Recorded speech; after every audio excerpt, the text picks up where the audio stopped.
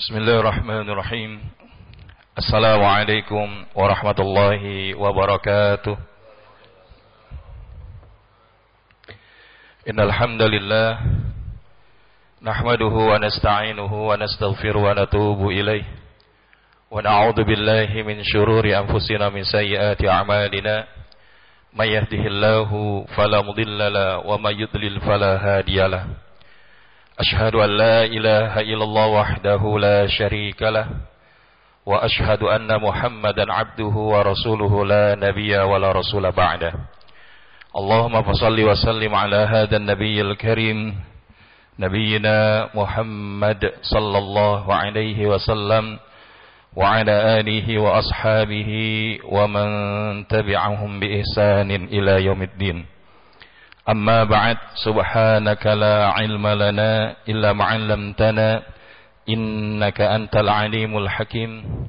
Allahumma iftah lana qulubana wa alhimna rushdana wahdina ila siratikal mustaqim. Fadilatul qaramun, Bapak Ibu jamaah salat zuhur Masjid Salahuddin yang insyaallah diberkahi dan dirahmati Allah Subhanahu wa taala. Mengawali pertemuan kita di siang hari ini, izinkan kami menanyakan kabar, bagaimana kabarnya Bapak Ibu semua siang ini?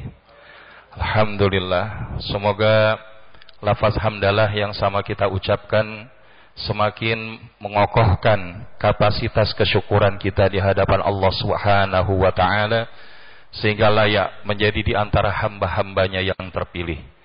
Sebagaimana Allah Subhanahu wa taala menegaskan di dalam Al-Quranul Karim, qalilun min ibadiyas syakur, qalilan ma tashkurun. Sedikit di antara hambaku atau hamba-hamba Allah yang bersyukur kepada Allah. Mudah-mudahan hari ini adalah menjadi hari di mana kita bisa mengaktualisasikan kesyukuran kita kepada Allah Subhanahu wa taala dengan melakukan ketaatan-ketaatan kepadanya. Karena kullu ni'matin la yuqarribu ilallahi azza wa jal fahiyal baliyah. Setiap nikmat yang tidak digunakan di dalam rangka mendekatkan diri kita kepada Allah, maka itu hanya akan menjadi musibah. Mudah-mudahan hari ini dengan nikmat apapun yang Allah anugerahkan kepada kita, kita gunakan di dalam rangka mendekat kepada Allah Subhanahu wa taala dengan melakukan segala ketaatan-ketaatan kepadanya, serta menjauhi daripada segala larangan yang Allah berikan untuk kita. Selanjutnya, pertanyaan kedua yang ingin kami sampaikan sebelum kita memulai sesi pada siang hari ini dengan tema Quranic GPS for Life adalah sebuah pertanyaan: apa alasan Bapak Ibu mau hadir di majelis ini? Karena bukan tidak mungkin di antara kita datang ke majelis ilmu itu dengan beragam motivasi dan keinginan. Ada yang datangnya karena terpaksa, tapi juga ada yang datangnya dengan bahagia. Karena kita datang ke majelis ilmu ini, paksaan atau pilihan Bapak Ibu? Paksaan atau pilihan? Pilihan. Tapi duduknya di belakang sambil baca doa tidur, kira-kira pilihan apa kebiasaan? Tapi mudah-mudahan insya Allah kita semua yang hari ini Allah hadirkan memahami bahwa ketika kita dimudahkan untuk hadir di majelis ilmu adalah di antara nikmat keterpilihan. Dan Allah Subhanahu wa taala memilih kita untuk menjadi orang-orang baik. Sebagaimana hadis Nabi, "Man yuridillahu bihi khairan yufaqihu fid din." Atau kama qala Nabi sallallahu alaihi wasallam. Barang siapa yang dikehendaki Allah kebaikan, maka Allah akan fahamkan baginya agama. Sehingga inilah yang kemudian kita katakan, kalau kita hari ini sama-sama mendapatkan informasi tentang kajian siang hari ini, punya kesempatan yang tidak jauh berbeda dengan saudara-saudara kita yang lain.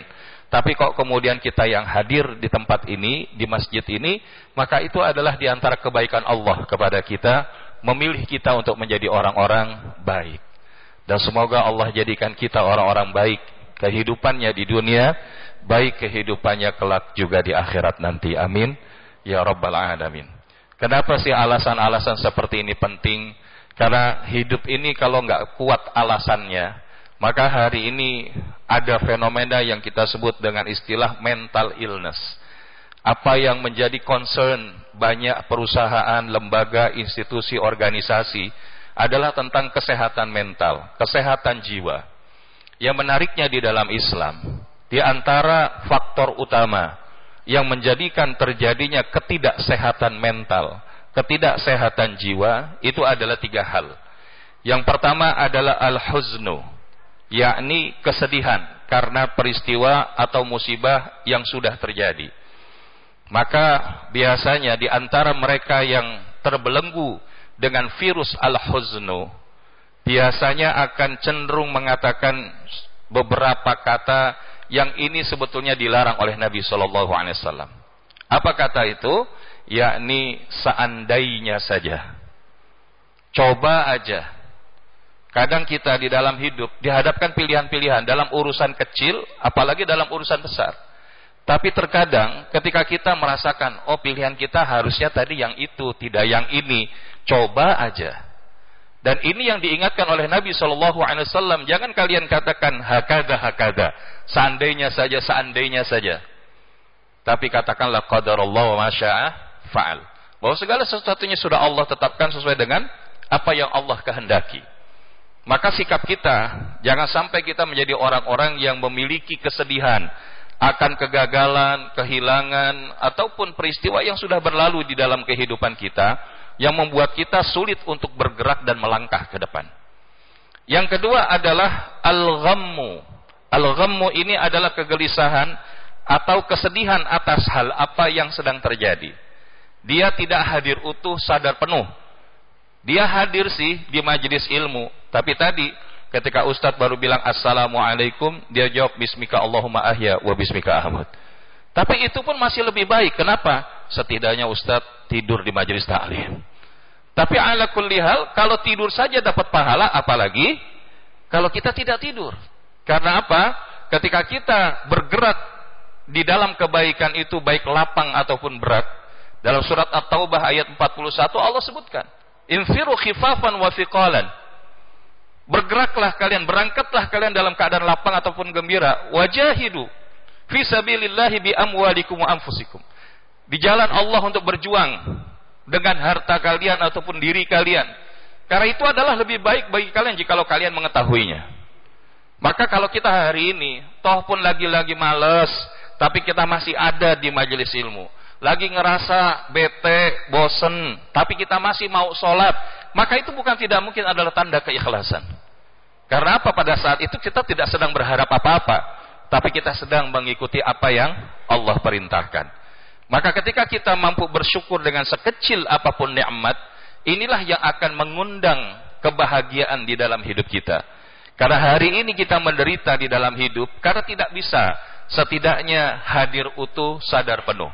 Terkadang banyak di antara kita lebih sibuk mikirin apa yang sudah dijamin, tapi kita nggak terlalu sibuk mikirin apa yang belum dijamin. Contohnya apa? Rezeki. Hari ini banyak di antara kita yang khawatir tentang rezeki. Kalaupun ada, dirasa selalu tidak pernah cukup. Tapi ketika dia menyadari bahwa rezeki itu adalah karunia Allah, nikmat Allah yang itu sudah dijamin, maka harusnya dia tidak khawatir.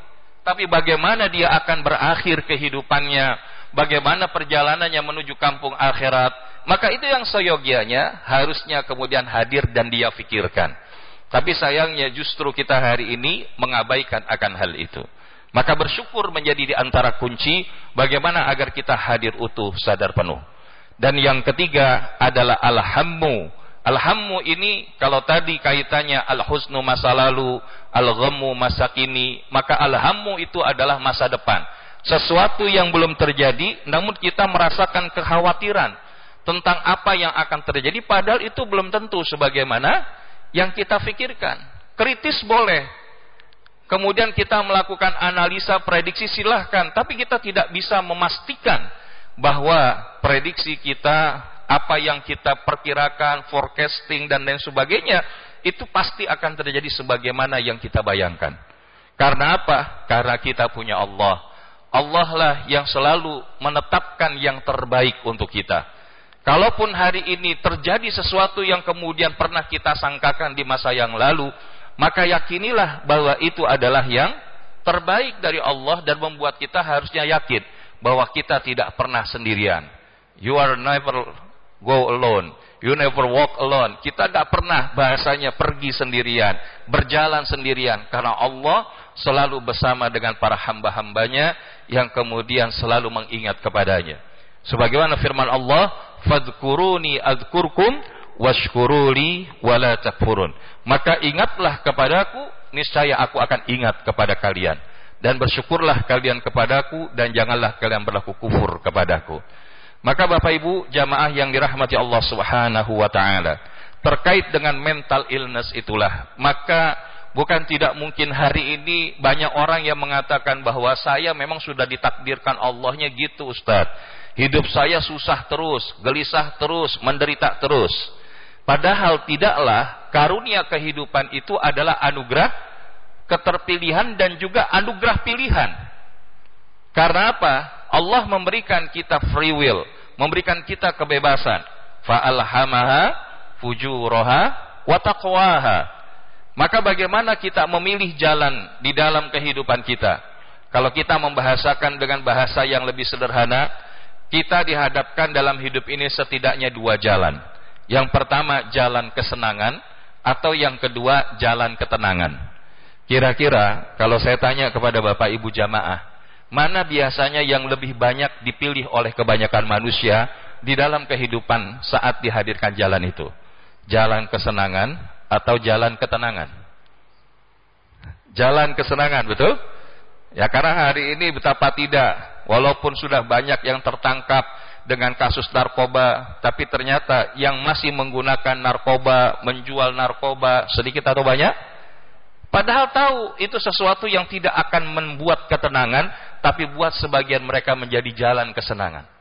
Mereka yang bermaksiat, mereka yang berbuat zina, mereka bahkan yang melakukan perkara kezaliman, bahkan termasuk melakukan korupsi, itu awalnya kesenangan, tapi tidak membawa kepada ujungnya ketenangan.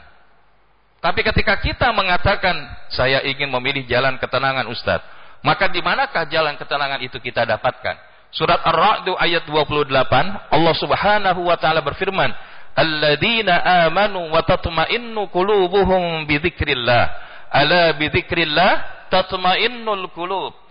Orang-orang yang beriman, maka hati mereka menjadi tentram dengan mengingat Allah. Ketahuilah, hanya dengan mengingat Allah sajalah hati akan menjadi tenang.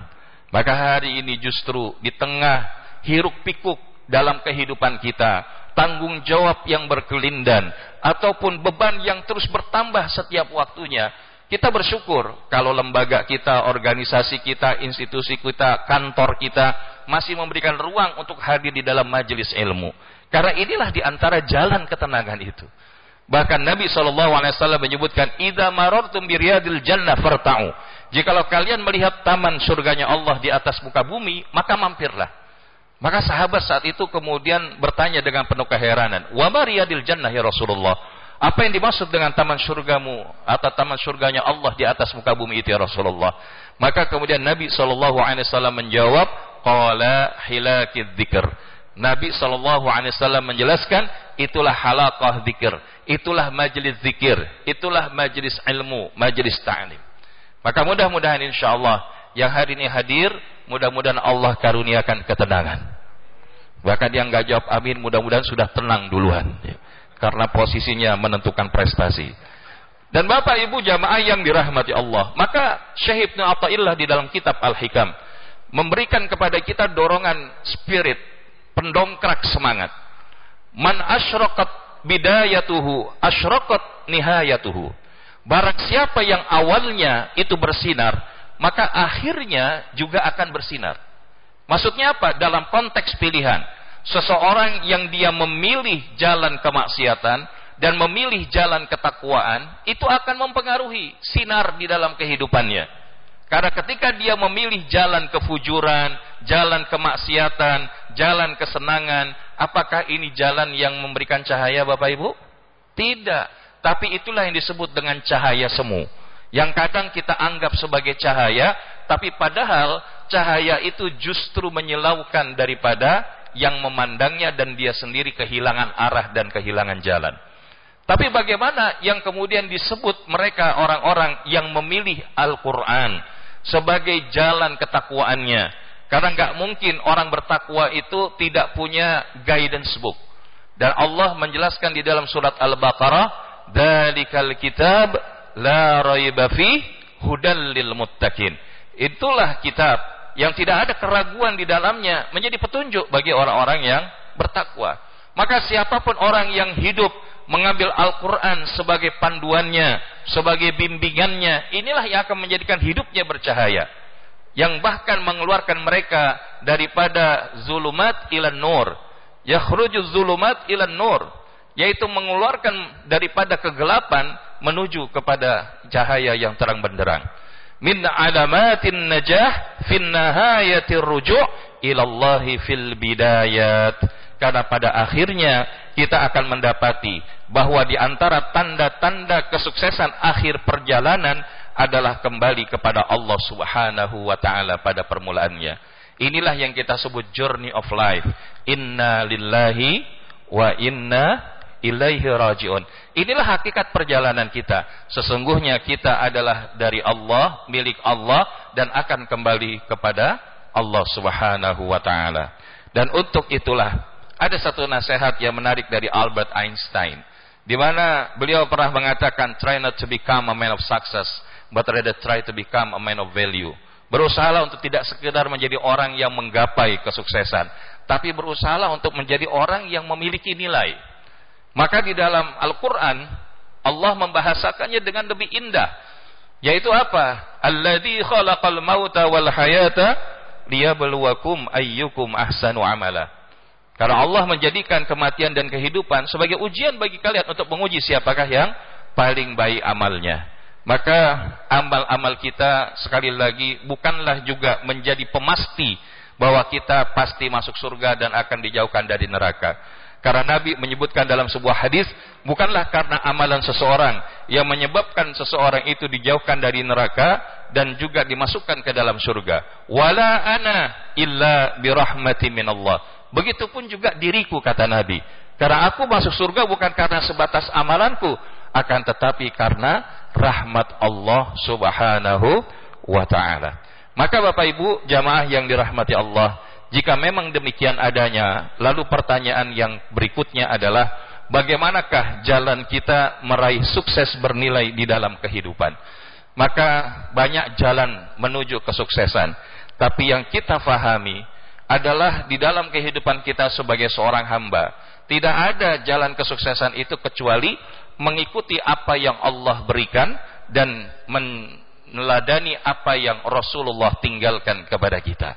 Di antaranya apa? Rasulullah tidak meninggalkan harta, kekuasaan, pangkat, jabatan, dan kekayaan. Tapi Rasulullah SAW mewariskan Al-Quran kepada kita.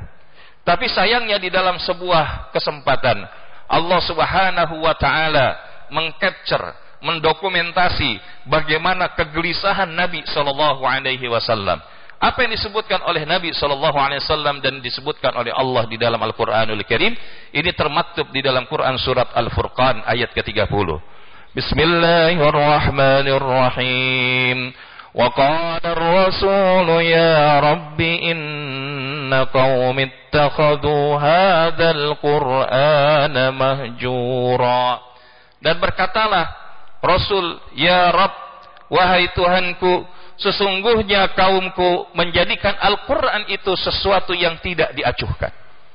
Mahjura di dalam tafsir Ibnu Katsir yang dimaksudkan adalah dia tidak mengimani Quran, dia tidak mau baca Quran, dia tidak memahami Quran, tidak menghafalkan Quran, tidak menjadikan Al-Quran pedoman, dan bahkan tidak menghidupkan Al-Quran di dalam kehidupannya.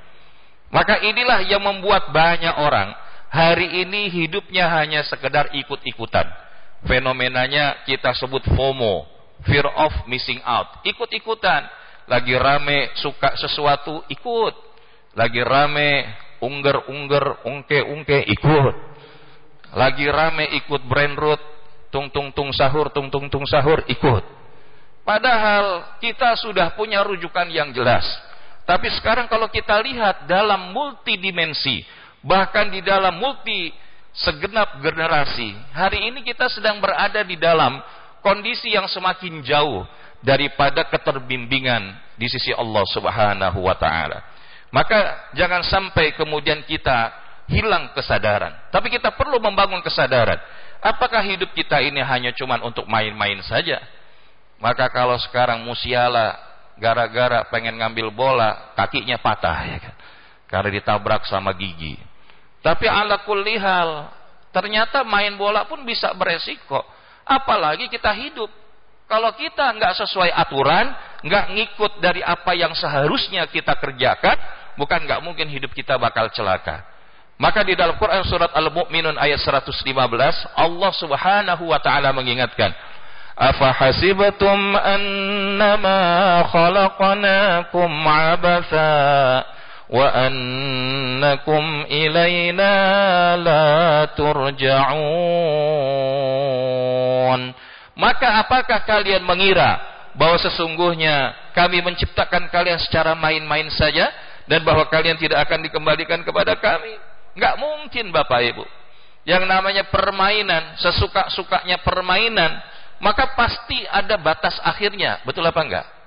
Kalau hari ini saya tanya, bapak-bapaknya senang main bola apa nonton drakor kira-kira? Nah, senang main bola. Pertanyaannya, apa ada orang main bola 1 kali 24 jam nggak berhenti saking senangnya? Nggak mungkin.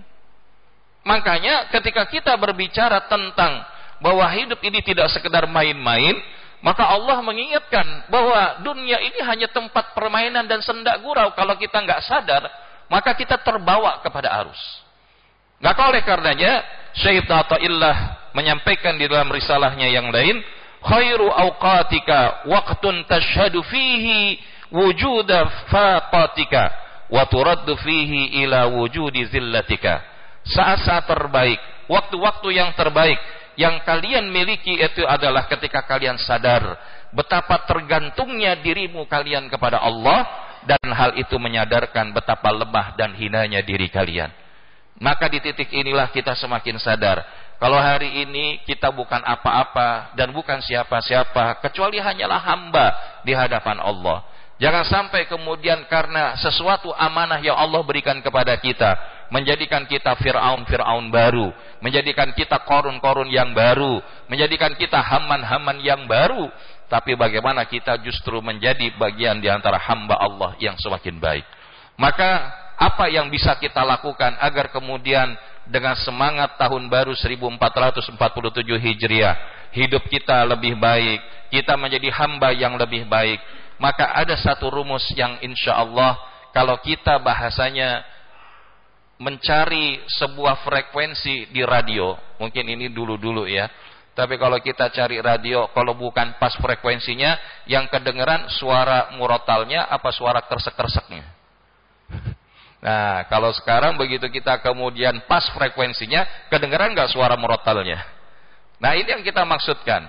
Maka hidup kita itu juga selaras. Kalau hidup kita kok hari ini rasanya banyak hal-hal yang tidak pada tempatnya. Ini ibaratnya gelombang hidup kita kresek-kresek. Kenapa? Karena kita tidak sesuai menghadirkan respon yang perlu kita hadirkan dalam setiap keadaan di kehidupan itu. Maka ada istilah quality of response sama dengan quality of success.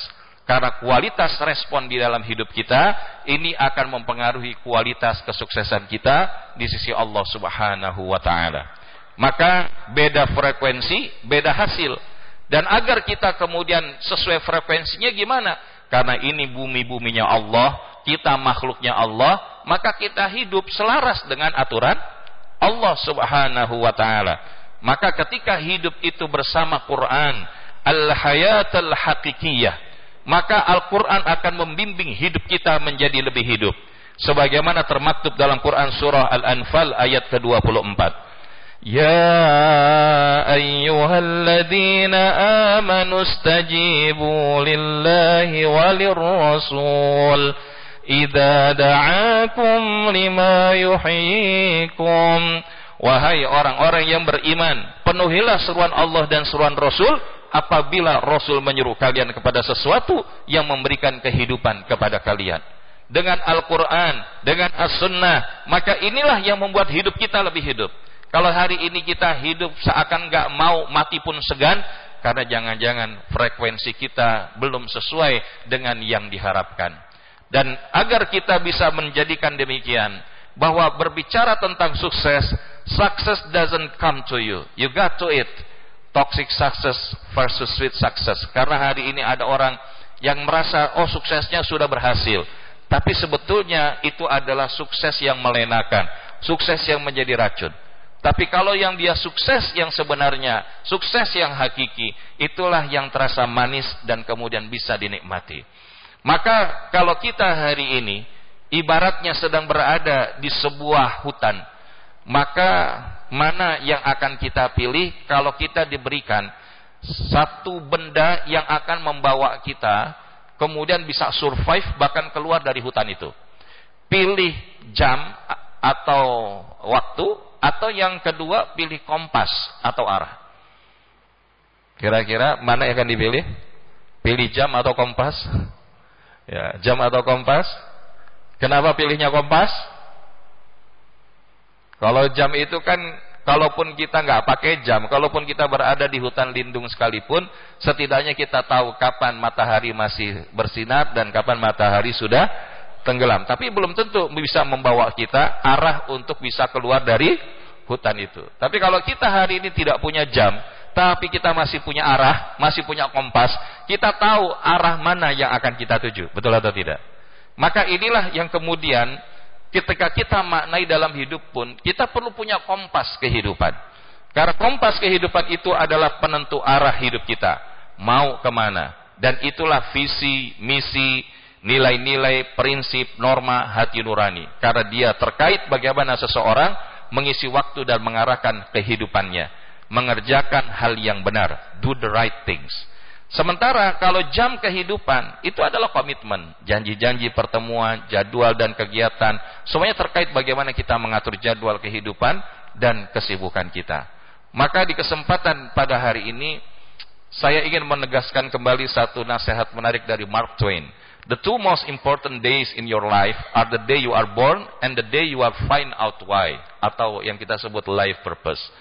Dua hari yang paling penting di dalam kehidupan kita adalah hari di mana kita dilahirkan dan hari di mana kita menemukan alasan, menemukan tujuan untuk apa kita hidup, dari mana kita berasal, untuk apa kita melakukan segala sesuatunya di dalam kehidupan ini, dan kita akan kembali kemana.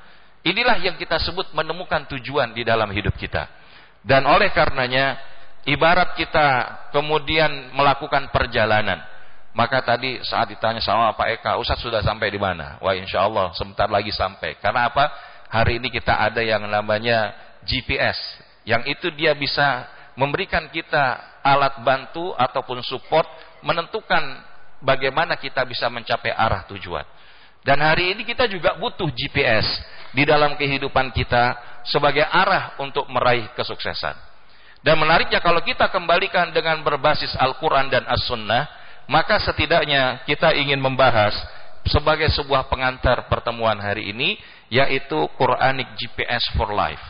Bagaimana kita menghadirkan sistem navigasi arah tujuan hidup kita meraih sukses yang bermakna dan bernilai, ini dengan berbasis Al-Quran di dalam kehidupan kita. Karena GPS itu bukan hanya saja sebagaimana singkatan pada umumnya, Global Positioning System. Tapi GPS di dalam kehidupan seorang muslim, seorang hamba, itu adalah 3 hal karakter utama yang perlu dimiliki agar kemudian menjadi sebenar-benar hamba di hadapannya. Yang pertama, huruf G-nya itu adalah grateful, kesyukuran. Yang keduanya adalah patience, kesabaran. Dan yang ketiganya adalah sincerity, ketulusan.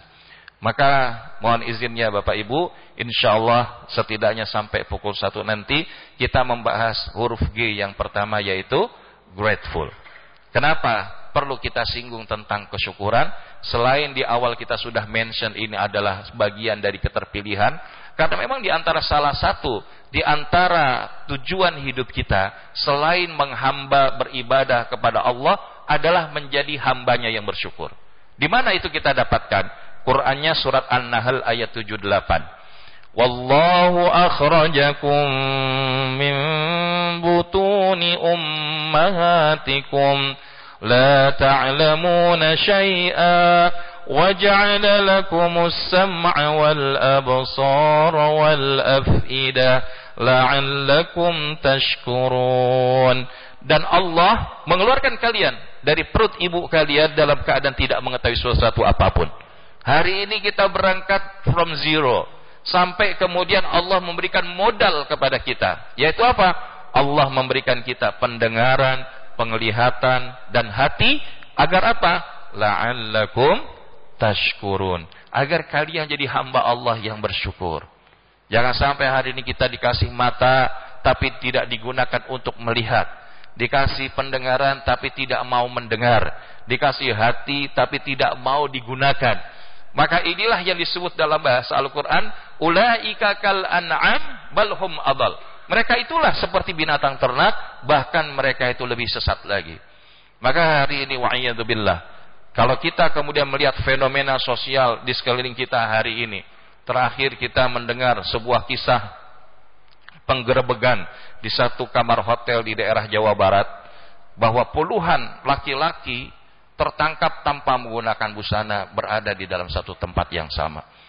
Maka ini seakan-akan, mohon maaf Bapak Ibu, apakah ini lebih mulia daripada binatang? Karena yang seperti ini bahkan menjadi orang-orang yang jauh daripada kebaikan-kebaikan di sisi Allah Subhanahu wa taala. Karena ini adalah mengikuti daripada perilaku daripada umatnya Nabi Lut alaihissalam yang membangkang kepada Nabi Lut dan tidak beriman kepada Allah. Maka hari ini kalau kita tidak gelisah dengan yang seperti ini, maka kemarin ketika ada seorang anak kemudian bahasanya ingin ke kamar mandi di sebuah minimarket, maka oleh petugasnya dijanjikan, diiming-imingi top up game online, tapi setelah itu dikerjain. Maka itu akan terjadi. Artinya apa? Sebuah negeri itu akan kemudian diazab oleh Allah Subhanahu wa taala, dihancurkan oleh Allah kalau itu sudah kemudian terjadi merajalela. Maka hari ini apapun itu, zina, maksiat, korupsi, termasuk yang sejenisnya, segala bentuk kezaliman, maka ini kemungkaran-kemungkaran ini tidak bisa kita diamkan. Tapi at least kita memulai dari diri kita. Kalau ada sesuatu yang berada di luar kontrol dan kendali kita, mungkin kita nggak bisa langsung mempengaruhi, tapi minimal kita bisa memulai dari kendali yang berada di dalam diri kita. Ibda binafsik wad'u ghairuka thaniyan.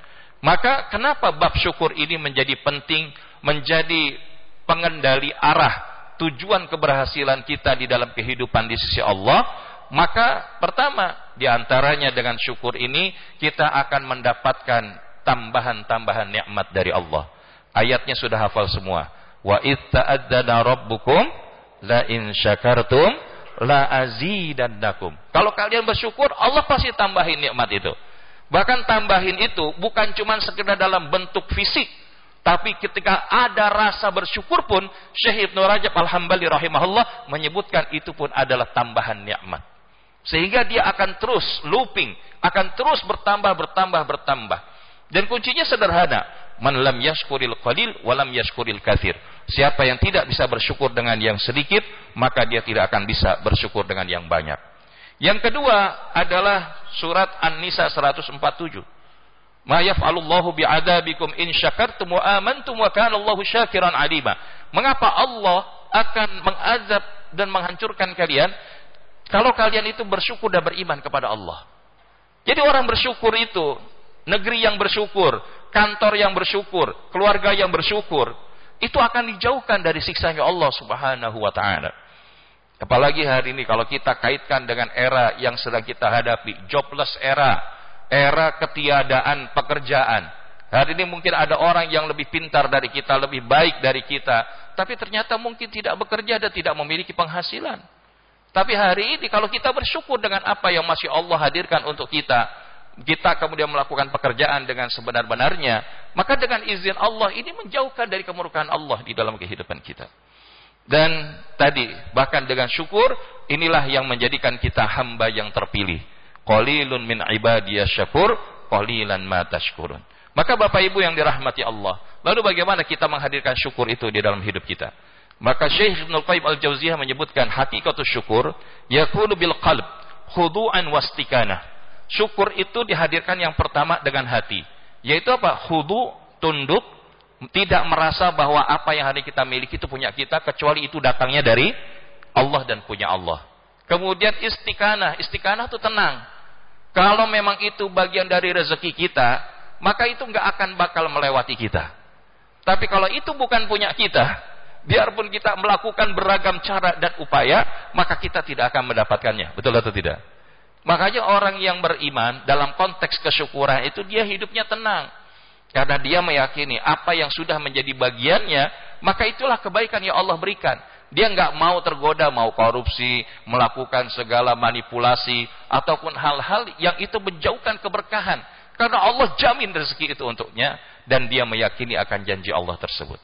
Yang kedua adalah wabil lisani fana'an wa'tirafan, yaitu memuji Allah dalam setiap keadaan. Dikasih nikmat, bahkan kalau ternyata tidak sesuai pun dia mengucapkan alhamdulillah. Nabi mengajarkan, kalau Nabi melihat yang disukai, Nabi mengucapkan alhamdulillahilladzi bi ni'matihi tatimmus shalihat.